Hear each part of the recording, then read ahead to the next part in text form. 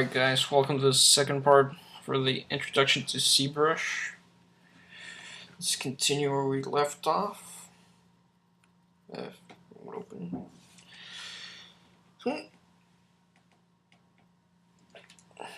So let's just grab a quick C tool right here. Let's do the dog. Looks like a cool guy to hang out with. How do I know he's a guy? There's my reason. Well, anyways.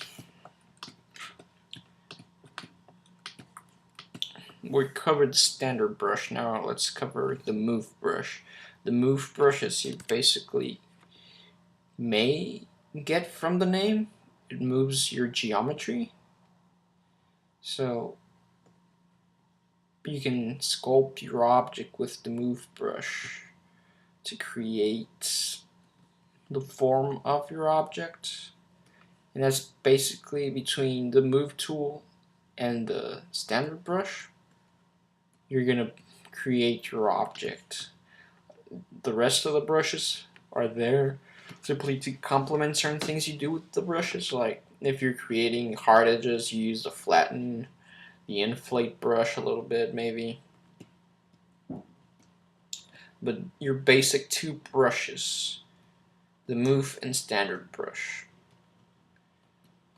As you can see, quite dramatic difference. It's lasting. Make it chubby.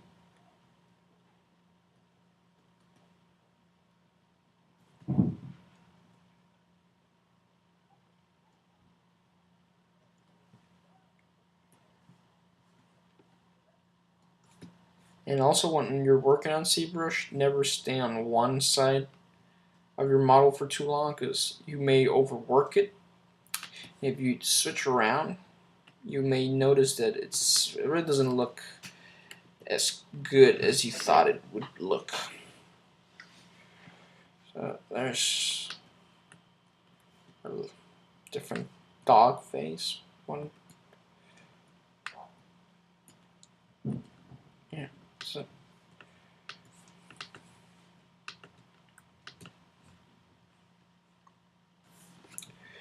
Let's go into alphas real quick. Let's change the brush to the standard brush. Let's go to the alphas and let's say you want to create a pattern on this guy. Let's say this.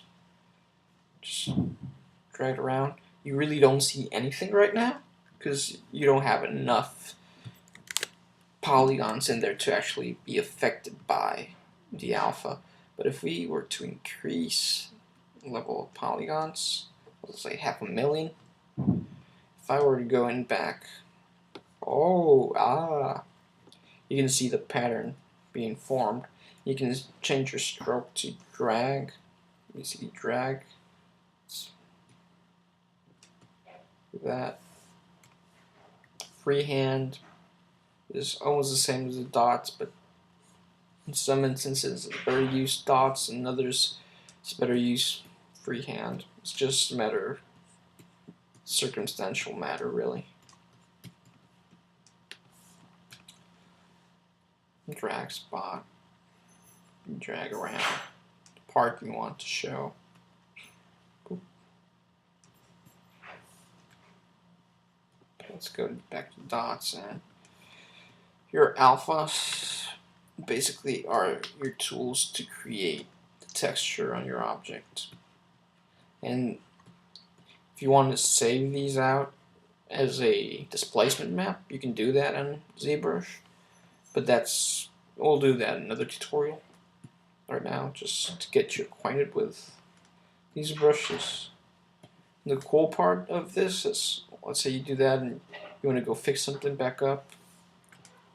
Let's move this up a little bit. Let's give him a hunch. Yikes.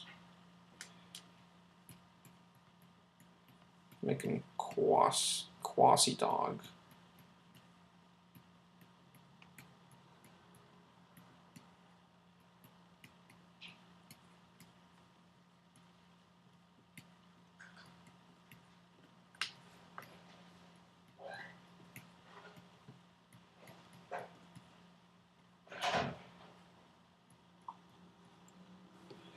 And we go back to our subdivision. For the most part, it doesn't deform your alpha texturing or alpha stroke that much. You can see there how it's pretty much translated pretty well. But with this alone, you can pretty much start working on ZBrush on your own. And one of the basic things, ZBrush, create that, make poly mesh 3D, activate symmetry. Symmetry. Oh, yay! Newbie mistake. Happens to the best of us, or the worst of us, whatever you feel like classifying yourself. So, one thing. Well, no, really, not really. I don't have anything else to tell you right now. Just go ahead, have fun, play around with the C-sphere with a little bit. Next video we're gonna see how to create actual meshes with C-spheres, which are really cool actually. So go ahead and start sculpting, have some fun. See you in the next video, guys. Whee!